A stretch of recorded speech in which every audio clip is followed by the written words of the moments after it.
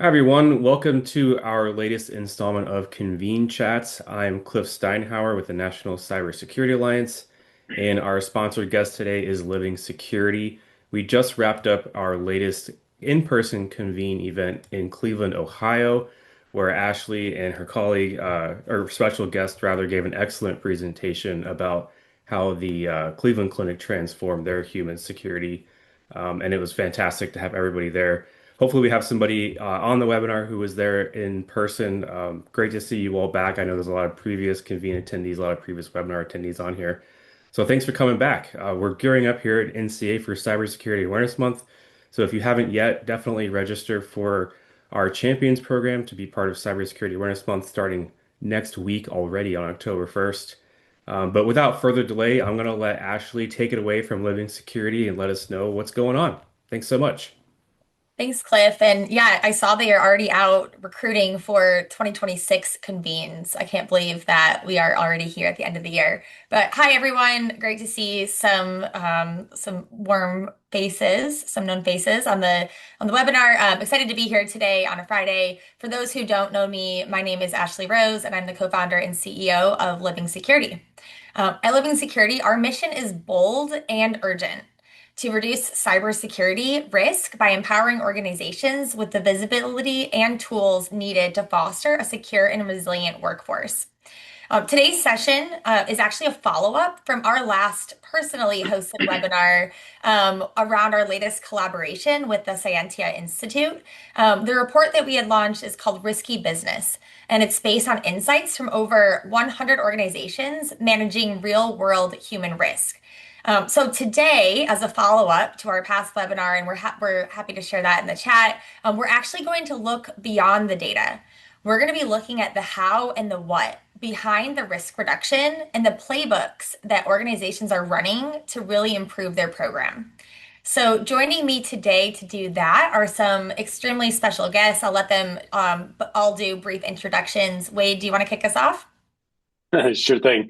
Hey, everybody. Glad to be spending a little bit of time with you.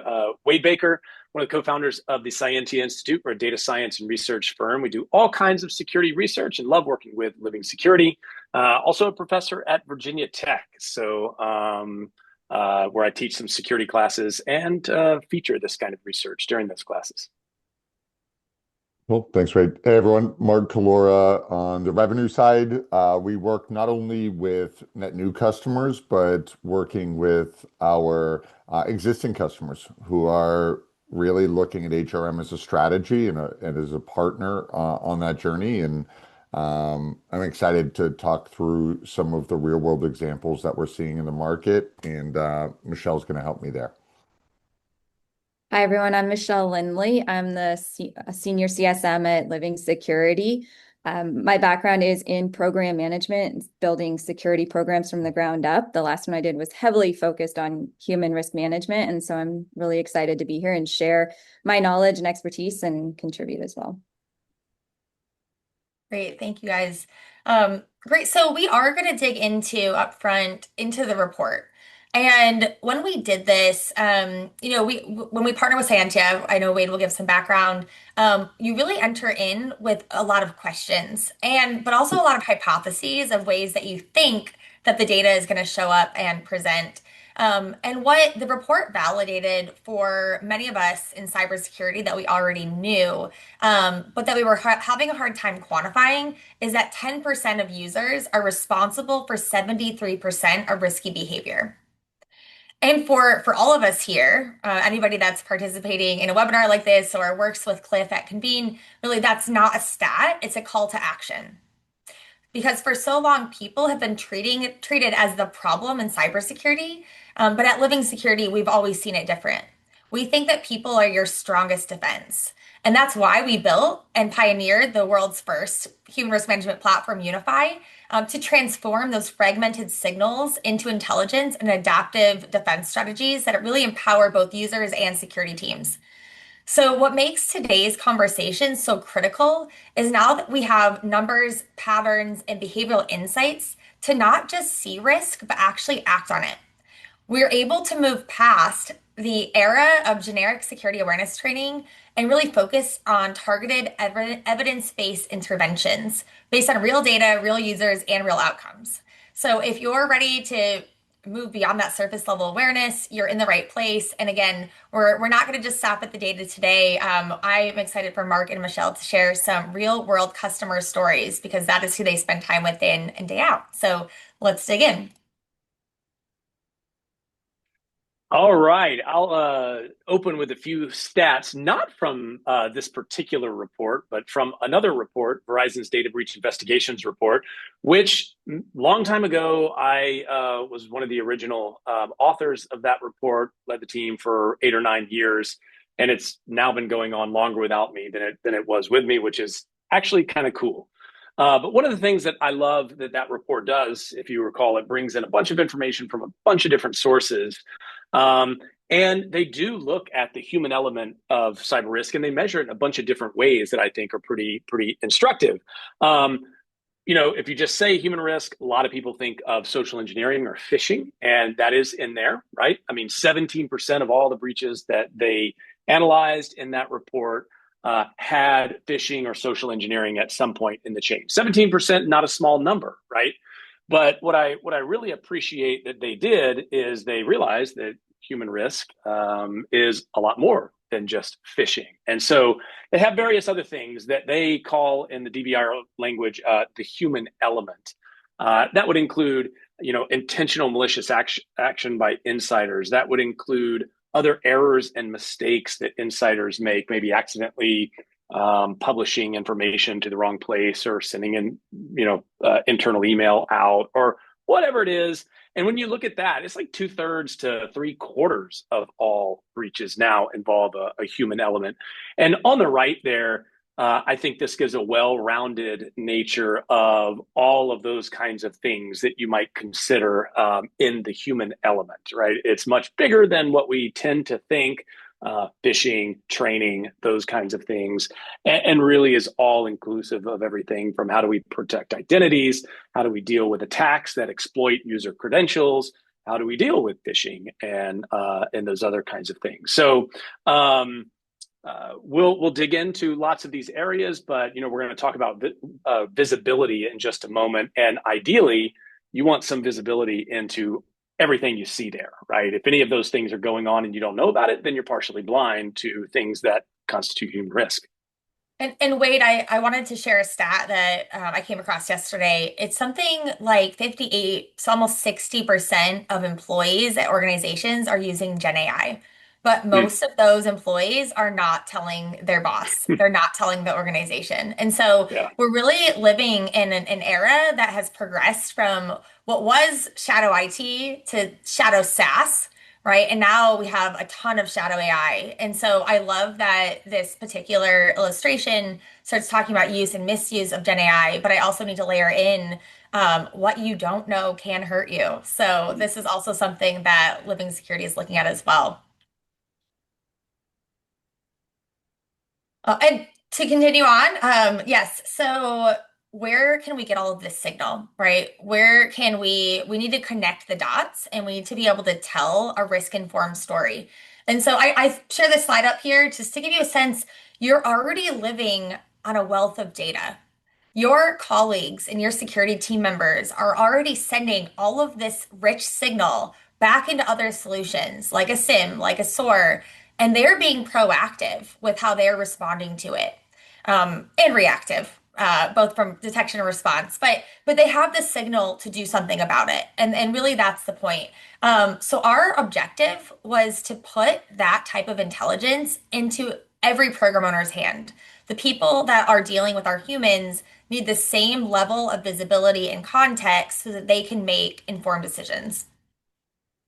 So let's actually do that. Let's dive into what some of the data in this report said, Wade. Let's do it.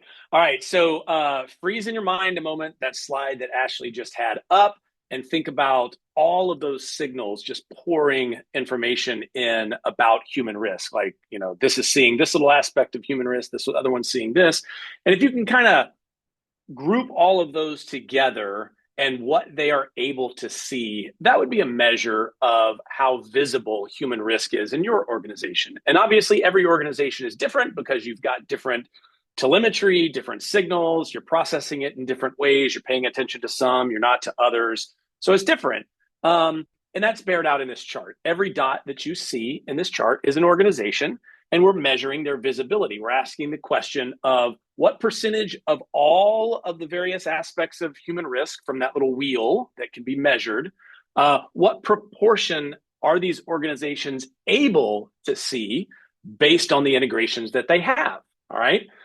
So think of this as their potential visibility. And the average is about 43%. That is to say that the typical organization can see a little less than half of all the risky events and behaviors that they probably need to be able to see. Now, way over on the left here is you have some very early programs that are just getting started. They started with security awareness training, and you can detect and see some part of human risk, but it's pretty low, 12%. Whereas as you progress to the right, these organizations have 5x or more visibility into all of those things. They are more mature. And obviously, we want to facilitate this journey to the right as you increase visibility. We can also ask a similar question. Again, you're looking at every organization as a dot, but this time we're asking, of all the things that they can see, able to see, what are they actually detecting? So it's like actual happened versus potential visibility. And that one is, an average, again, of 42%. But what I really find interesting is the ones that are over here on the few organizations over here on the right at 100%. Those organizations are actually detecting everything they possibly can detect, which you think, oh, that's great. But actually, probably not so much because you've maxed out your visibility, right? There's probably things going on that you can't see because you don't have the ability or the telemetry to be able to see it. You're kind of maxed out. So I like both of these things together because they give you a good grasp on kind of what can you see and what are you seeing. And that should inform your journey toward greater visibility and greater efficacy when it comes to managing human risk. Yeah, thanks, Wade. So you mentioned that this is a journey. Many customers are all over. The market is all over this maturity map. And I think we are in a unique position to be able to work with some of the more mature customers in the market, the ones that started with us on this journey really back in 2021 when we were designing what human risk management should and could look like. And we see new entrants every day. And people that are still exploring and learning. And so it's been really important for us, and we're going to provide some resourcing to allow people to get a sense of where am I and what does a roadmap look like to go forward. But as you can see here, much of the visibility is, most obviously aligned with this maturity. If you're simply looking at outcomes or outputs from your security awareness and training platform, you're probably getting things like training completion, training overdue.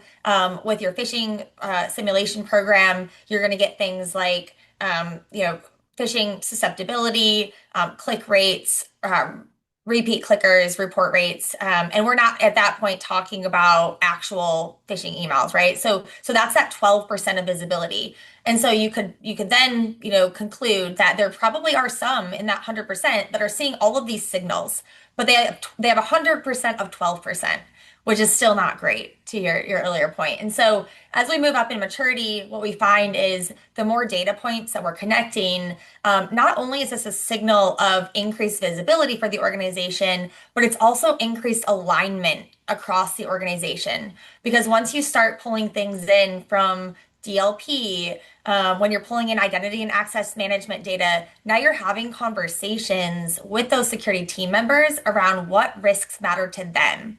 And how can you partner in this joint effort to reduce human risk, which ultimately helps both of you win at your job. So this is something that we've developed a tool would love to share around a maturity assessment, and it'll also help you point out a roadmap that you can share with your teams. All right, let's talk about the employees themselves. Wade? Are some employees riskier than others? Short answer, yes. But let's do longer answer. It's more interesting. So we looked at this and we measured. All right, we took every single person in all the organizations, and we just wanted to know, all right, for that organization, what percentage of all risky behavior events and alerts is that user responsible for? And that's the top sort of mountain looking chart, right? A typical user generates way less than 1% of their org's risk signals. And I think that's important to remember because it's spread out, right? I mean, workforce. Now that doesn't mean that it's spread evenly, and that's what that distribution is trying to show, right? Some of them are thousandth of a percent, some of them are over 10% individually, but those are really, really rare. And so figuring this out is good. Obviously, if you're going to do something about this, it's probably from an efficiency standpoint better to start with the users that represent a large proportion of risk. And as the chart below, when you look at all risky behavior across all organizations, the riskiest 10% of users were responsible for about 3/4, 75% of all risk for their organization. So very lopsided for those users. And I think that is a very not just interesting statistic, but actionable statistic. I think we have a sense that we know that. Maybe you can point to some of those users in your organization, but like Ashley said earlier, it's good to have a number. It's good to have validation, and you can begin to do something based on that information. So wait, does that mean while we're designing our agentic AI strategy that these individuals are at the top of the list for agent workforce? Like, can we just, change them out, or is it always the same 10%?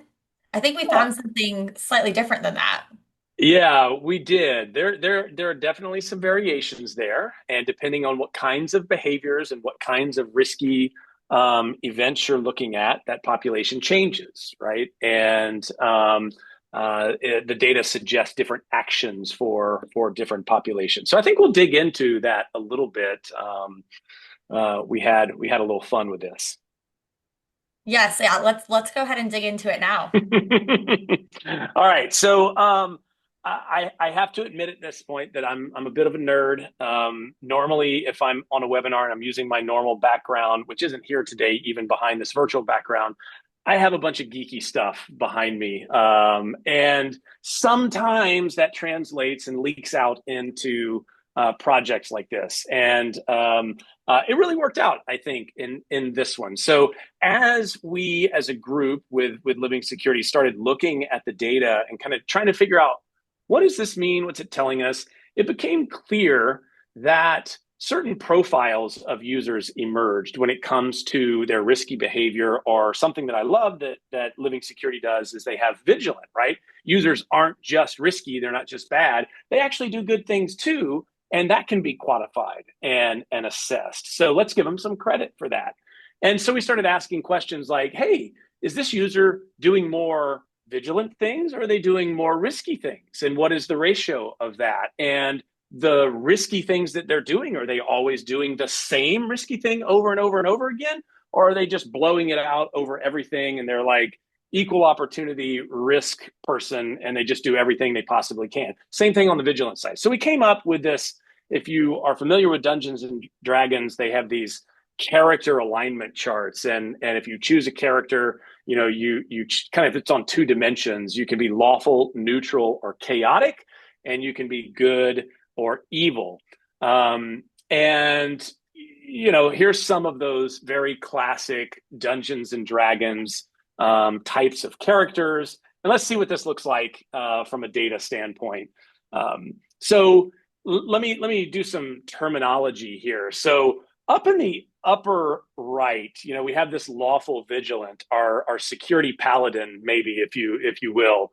They are doing lots of good behavior, and they're very repetitive about the good behaviors that they do. They kind of pick a small set of good behaviors and repeat those a lot, and they're doing that more than they're doing risky things. So good on them. over here, when you see chaotic, we're talking about they are very diverse in their vigilant behavior. So these are doing all kinds of good things that we would want them to do. And they're doing that more than they do risky. The lawful risky, doing the same repetitive over and over again, the same risky things. Maybe they're the ones that are constantly clicking on the phishing emails or constantly missing their training deadlines or whatever it is. And then there's chaotic risky that just, everything they could possibly do to put the organization at risk, they seem to want to do those kinds of things. So a little breakdown of these. I think we have some numbers that are kind of interesting. I think it is super interesting that 78% of users actually lower human risk more than they add to it. I think this is probably counterintuitive to the way most security people think, because the user is always the problem, and security would be fixed if it weren't just for the stinking users. It's the way that a lot of people think. I'm not saying we think that way. I'm not saying Living Security thinks that way, but it's kind of a mentality, right? And I love this because it goes over and against that. It says, hey, hold on. Actually, the majority of users are doing the things that we want them to do, right? Great. Let's recognize that. And then, let's get another stat up Yeah, so here. I think so what we'll do, I'd love my to bad. have Mark and Michelle talk a little bit about what this looks like, right? This is the part of our program where we are going to share new playbooks that are being run at many different organizations. And, how are we responding, or how are we seeing the market respond to those chaotic and risky vigilant behaviors? Yeah, Ashley, this is one where if we could look back and rewind 3 years, our first customers in knew they had a gap in visibility, knew they had a data-rich environment that they needed to do more with, to shape their program. And one of the things that we've learned over time is we really need to help think about a profile. So when Wade is talking about those categories, what does that look like? Show me an example. Tell me what to create. So when we think about those 78% of employees, let's look at an executive assistant that is vigilant activities. So if you look up at the behaviors, the threat, and the impact, we're looking at things like O365 is going to produce a lot of this. We want to look at the email gateway to look at the threat and any dark web leakage that may come in. We want to look at access and controls to understand blast radius. So this is an example of when we have customers for years and years say we have a cyber champions program that's not very engaged. It's because we were recruiting anyone who wanted to join. What if we just look at the top 100 employees who are producing the most vigilance and actively recruit them in due to the way that they work Monday through Friday? So this would be an example of a vigilant user. And this is where a lot of our programs start. They don't want the security teams to continue to only conduct conversations with the employees when they do something wrong. This is a way to lead first with thank yous for things that should be thanked. So, Michelle, can you talk a little bit about when we're able to raise these employees out, what our customers are then doing with it in their first 3 to 6 months of their program? Yeah, thank you, Mark. So I think when people start looking at, you start to pull all this data in, right? And we are so focused on what are we doing wrong? What are you doing wrong? And we start to ignore that large population of who is actually doing what we want them to do. And that's one thing that I have found with the customers I'm working with, where we're able to kind of shift that focus. And a big part of that is using these behavior scorecards, right? It gives them insight into the activities they're doing, but it also gives the managers and leadership that as well. So you can start to say, look at these people that are doing a great job. You can start to call them out in your team meetings. You can call them out in larger meetings. And you can also send them those nudges like, hey, great job. You helped us identify this real fish. We're able to bring it out. But the other piece that this does is it empowers them. They're out there kind of talking about it. People hear them being talked about, and it gives people are curious, right? So what am I doing? How am I doing? Let me see what I'm doing. Now I can go look at my score. I missed this sim fish. Now I'm going to go get it. So socializing the vigilant employees is also doing two things. It's making people curious about how they're doing. It's starting the conversation to also build these network of champions, right? They might not be part of your official cybersecurity champion program, but these are champions for security as well. And those conversations are getting had every day. They're getting called into meetings. And this was just a great way that a lot of our customers have utilized the scorecards and the work we're doing in Unify. So. And Michelle, if you look over to the right, like a positive reinforcement nudge, whether it comes from the Yeah. CISO, we're able to remove this email from 19,000 inboxes for your report. Thank you. The goal there, the new KPI there is how do we get a 2-to-1 report ratio? One of the ways to do that is get more reporting out of the people that are already doing it and train new ones. So it's in conjunction with a goal that the security team as a whole wants to see. And Ashley spends a lot of time talking about how do you create room for efficiency without creating blockers from a cyber perspective. A tangible example here would be executive assistants are typically a risky role. I meet with hundreds of CISOs and they say, sales, Mark, you people are so risky. What I would want to do here is let's have a lunch and learn with the executive assistant team. And I'm going to have Rena present with me because she's doing her job efficiently and securely. So it's not just in the name of efficiency that you're acting in a manner that's risky. Rena can do it. So that's how you can start pulling it into the one-to-many piece. So Wade, I know we have a few more profiles, but this is where we want to take the market is like show them what the profile could look like. And then it's pretty easy to understand where the data lives to create the profile. Yeah, and Mark, I'm glad that you brought up efficiency because we're all teams right now are under extreme budget scrutiny. And so as we think about how can security better show up as a business enabler, as an innovation driver, right? As somebody that can enable growth for the organization, this has a lot of application. And so I'll give you an example. Maybe your vigilant employees are the ones that you're going to have start testing different AI tooling because we know that there's risk when you bring in new tooling to the organization. If you're seeing vigilant behavior and they want to be innovating, how can we better encourage that instead of being a blocker? For instance, we talked a lot about the future of adaptive controls. Can we actually remove or reduce friction for employees that are making good security decisions and that are producing, good behavior scores like Rena? So I think that a lot of this is going to change over time. And I'll add one more area in. We talked about AI earlier. Hot topic everywhere. One of the reasons that people don't talk about what they're doing with AI is because they're actually scared that they're going to lose their job, right? And so when you're scared you're going to lose your job, you're already putting up a defensive mechanism between yourself and your company, right? So that trust factor is absolutely huge. When you think about insider threat coming from potentially disgruntled employees, when you're actually helping to drive a strong positive culture because you're out there rewarding, recognizing, providing kudos to people making the right decision, it's really hard to stay mad at an organization that keeps recognizing you, right? That is thanking you for being helpful and a part of the security posture. So really excited about the work that we're seeing in the market around this particular area. Let's move on.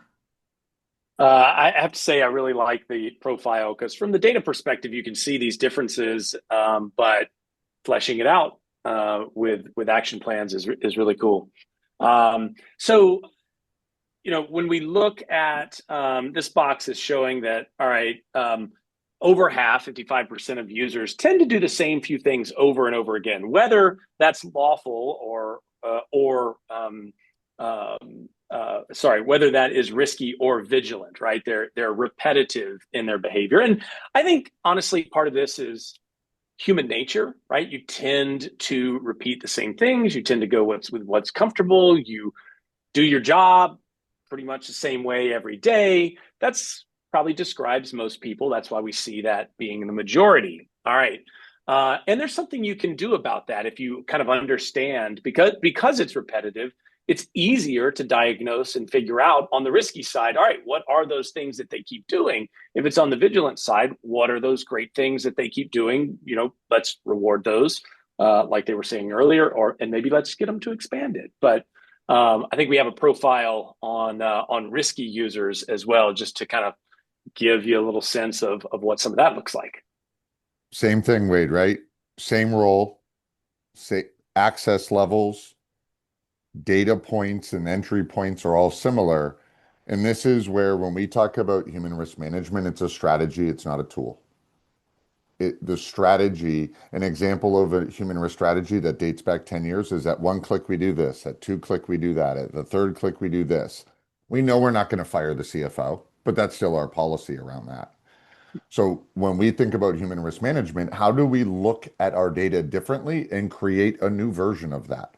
So if we have 20,000 employees, we have a 5% click rate, we have 1,000 people that all did the same thing, but Thomas is in there. Thomas doesn't have the technology protection of MFA that the other clickers had. So he is different. Right away, he's different. He's clicked on 4 of them, right? We have some dark web leakage. He's a heavily targeted user because he rolls up to the CEO when he's working directly with her. Like there's a lot of risk with this.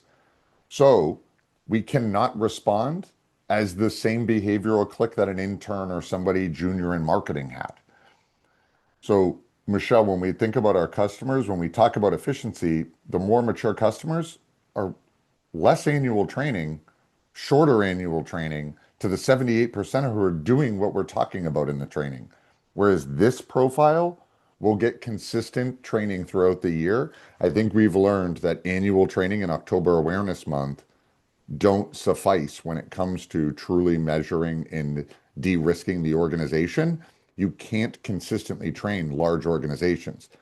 If we can define profiles and highlight the 10%, then you can start creating a strategy and a plan against that.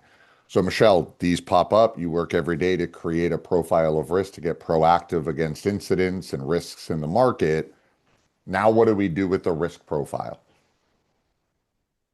Yeah, I think that speaks to it, right? So once you're able to pull those risk factors like no MFA, clicked on a real fish, and you're able to narrow it down to that 10%, normally what you do is if you're doing these things, you get added into just a generic training or you're added more training or something like that. So what this allows us to do is really identify who those people are and then move away from just a blanketed training, do maybe more of a one-on-one, something specific to the behaviors, walk through their scorecard with the managers or have the managers facilitate those conversations, find out what's going on. Do they need more support? And having it personalized and being able to work with that 10% is going to be so much easier than the larger amount, right? So there's this opportunity to develop really clear steps to help this employee reduce that risk. Really, maybe, they slow down and look at, they're moving too fast or something like that. So there's all these opportunities that we have to really do more of a targeted training based off where they are, what they're doing, what we're learning about them. And then also you can keep with the nudges, or do we need to, if you have this elevated access and you're an assistant, you are usually at Thomas Fisher's level, you're working with a C-suite, you represent that person. So you're opening up vulnerability for them. So making sure it's clear that the impact your role has, the risk associated with your role, what kind of access do you have, and then being able to try and mitigate that more one-on-one with them, more customized training, conversation. And then, if you do have to get to the point, well, okay, we've done all these, now we need to remove access or we need to really reevaluate. So being able to identify these people and have those conversations helps us to really reduce the risk and try to mitigate it. Yeah, and a real example here would be we're not suggesting you can change the way you report up your phishing metrics or your phishing campaign. If it's monthly now, it's going to change over time. But what this will give you the ability to do is make recommendations based on the data. I want to spearfish privileged access users that are under threat on a monthly basis and let the other 70,000 employees work. And I'm going to test them quarterly. And if they start to fall into this cohort, they'll get more. So those are the recommendations that this data can power instead of, Ashley, I have a gut feeling I want to do something. Can you approve this?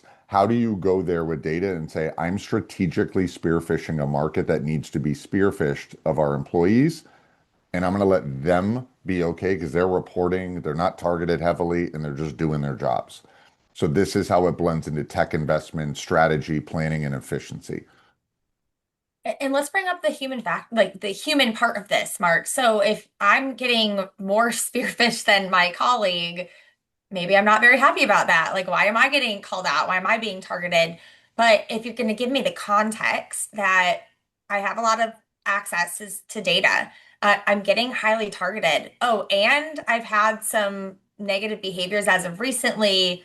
Okay, now I know why. I'm not getting called out for no reason, but I actually do need to improve. And so that's where nudging, scorecards, like all of these things can enable that strong feedback loop.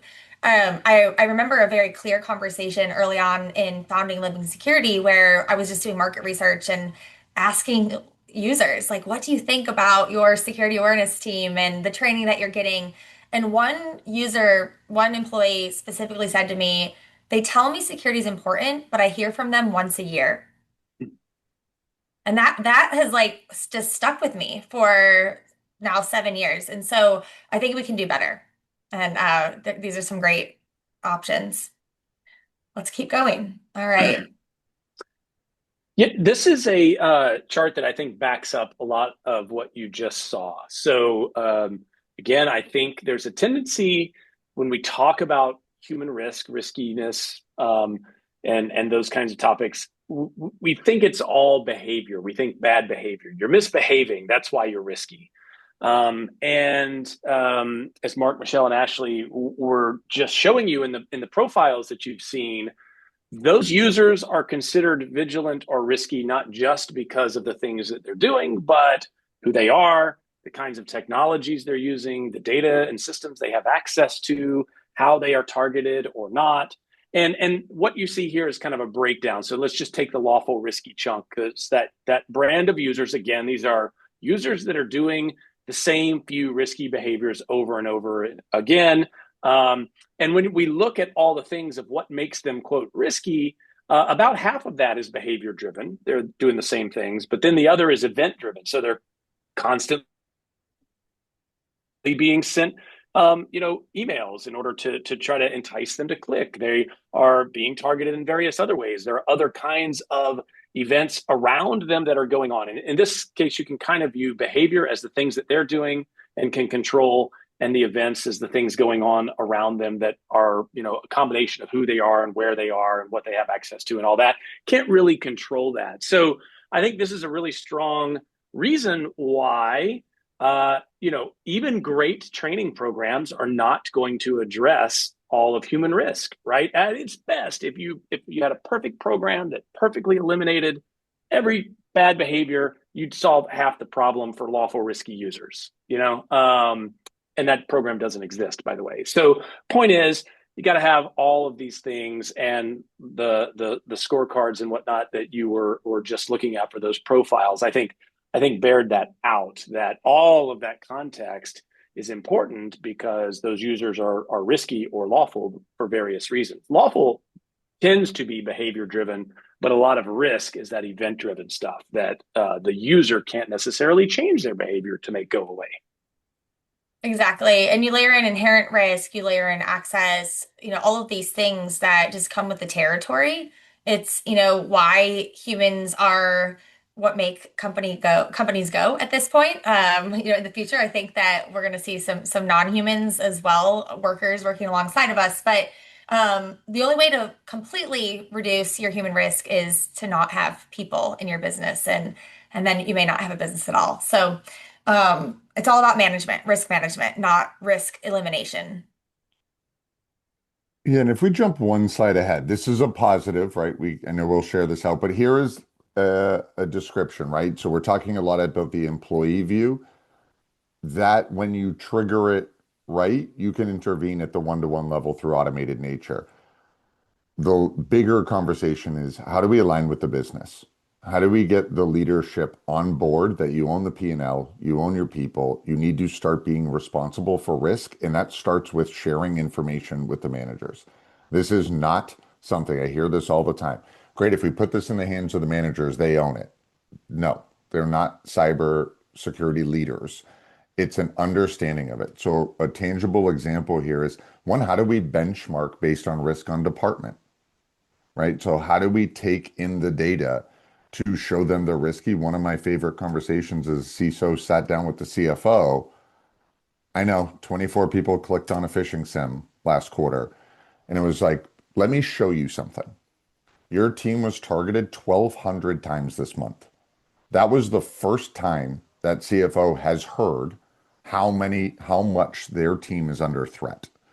And that opened their eyes to now I understand why you don't love when my team clicks on simulations or when my team deactivates an MFA and I get a policy violation. So the point here is how do we holistically show risk at the group and department level? Who do we want to target for October Awareness Month? We need government affairs and finance as a part of this month way more than we need the four groups that are highly vigilant and probably showing up anyhow. So how do we target our comms and our effort to that group? One of our stories when we were at RSA, we had a large financial services customer get their scorecards while they were at our booth, and four executives are arguing over their scores to each other.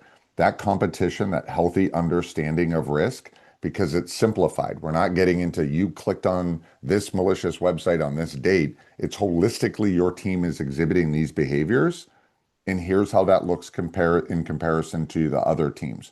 When they have that context that they're 200 points behind, they don't need to solve the problem. They need to raise their hand and ask for help on a solution of that problem. So this is where that surfaces. So Michelle, can you talk through a couple ways that customers are using manager views to kind of facilitate those conversations? Yeah, so a specific customer story that I have for this one of the customers used HRI to compare their departments, and they actually found that the sales team, this is going to be for sales, even though I know this is for finance, was of like they have 300 employees on that team and they scored 80 points below on the HRI than the company average, right? So when we dove into it, we saw they weren't more targeted than others, but their behaviors were riskier. So they were falling for phishing. Their phishing failures were 19% compared to 9% for the average company average. Malware blocked was higher, risky site access was higher. And so what they did was with this data, they went to leadership of the team, the sales manager. They outlined strategies on what they could do to try to reduce these risks and behaviors and improve the HRI score across their team. And so what they did was they did a targeted spear phishing. They also came up with a contest, right, to see if they can try to improve it as well. And then they did a full team debrief of it and did training on safe browsing and file sharing and so forth. And so they're in the process of rolling out this plan to try to target this and like to improve that HRI score. And as they're going and even in these early into this rollout, they're already seeing an improvement in it. They see a shift in the conversation. And by giving the managers the data, they are able to drive that change as well. So it's not about being more targeted as far as the risk. It's more about addressing the risky behavior with clear visibility and then manager buy-in as well on it. I love that story, Michelle, because I think about the program owner on the other side of that story, right? Who maybe historically was like staring at a spreadsheet, making sure that all of their employees were in in a compliant, training area, and then following up and sending emails and like reminding and then going to managers and like ensuring that they actually go get that done. Or, maybe they were spending time translating their phishing template to send out their next phishing simulation that was coming up and like dealing with, user management on that. But like, doesn't this sound so much more fun? I don't know if fun's the word. It sounds kind of fun to me, but it definitely sounds strategic and impactful and something that you can feel good about when you go home at night and when you take that into your next position, right, as you advance in your career. So, I love that we are helping customers to get more strategic, not only in their thinking, because I think a lot of people are there, but also in their ability to act and actually produce results and outcomes for their organization. All right, so those were some anecdotes. So, Wade, what did the data tell us? Can human risk actually be managed as we come to the end of our time today? Yeah, and we had a question asking about, do we have any evidence that nudges and other kinds of things are actually reducing risk? I said, hey, we have some data coming up. So what you're looking at here, there's several ways, by the way, to measure the efficacy of all of this. Since we were measuring users as either risky or vigilant, we thought, hey, let's check that and look at that over time. The proportion of all users in that organization that are classifying the majority of their behavior or the majority of their signals, whether that's behavior or event or otherwise, are risky. And at the beginning of the year in 2024, that was sitting at 43%. By the way, the gray lines are individual organizations. So you can see some organizations, like there's one here that starts way up high and then nosedives, that you could, every single one of those organizations has a story. I'm sure Michelle and Mark and Ashley have some of those stories in mind. But the red line is overall, right? Across all organizations, 43% of those users were classified as risky.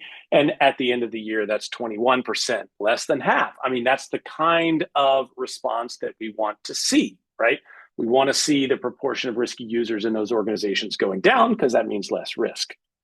There's another way you can look at this in this next slide. And you could look at that and say, okay, well, are we really sure that has to do with the organization taking actions or steps to reduce that risk? Maybe it just happens, kind of by itself.